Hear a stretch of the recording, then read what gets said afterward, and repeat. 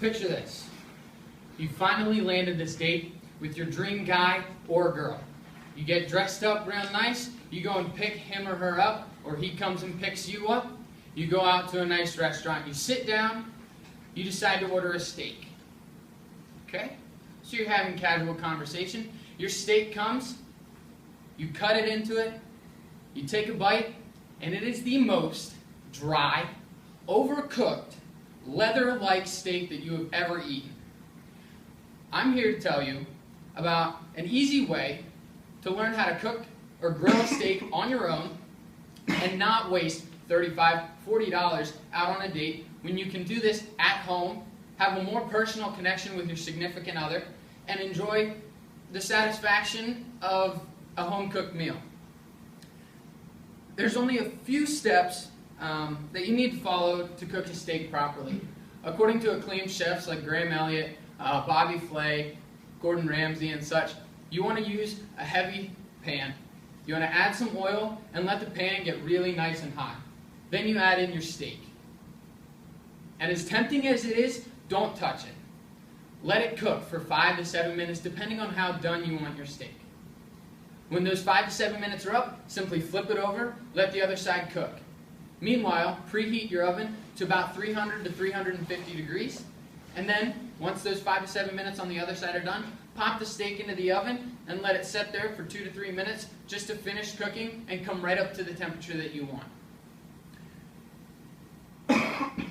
So after you pull the steak out of the oven, there's an easy way to tell how done the steak is based on your hand.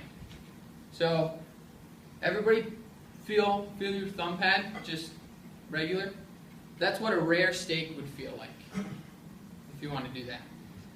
Touch your finger, your pointer finger to your thumb, and then feel the pad of your thumb. That's what a medium rare steak feels like. Touch it to your middle finger. That's what a medium steak should feel like. Ring finger is a medium well, and to your pinky, that's what a steak that's well done should feel like. Pretty cool, huh? So now that you know how to cook a steak, who wouldn't enjoy coming over to somebody's house and sitting down for a home-cooked meal from somebody that actually knows how to cook it? Who wouldn't want to be able to cook for their significant other? You can adapt the flavor for whoever you're cooking for, and I'll go into that a little bit later. And lastly, it saves the time and money of having to go out to eat on a weekend night, sitting there waiting for 40 minutes, having to call and make a reservation, and sitting in traffic sometimes. So knowing how to cook a steak opens the door for many things.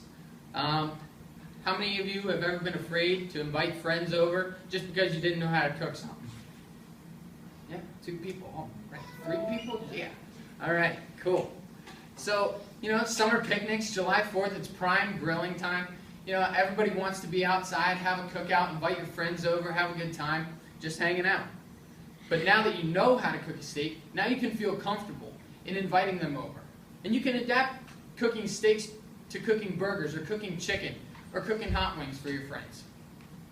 Another weekend activity to add to your life here at Messiah, how about a cookout by the breaches? There's grills placed all over campus that now you know how to cook something, you can use those resources and spice up your weekends.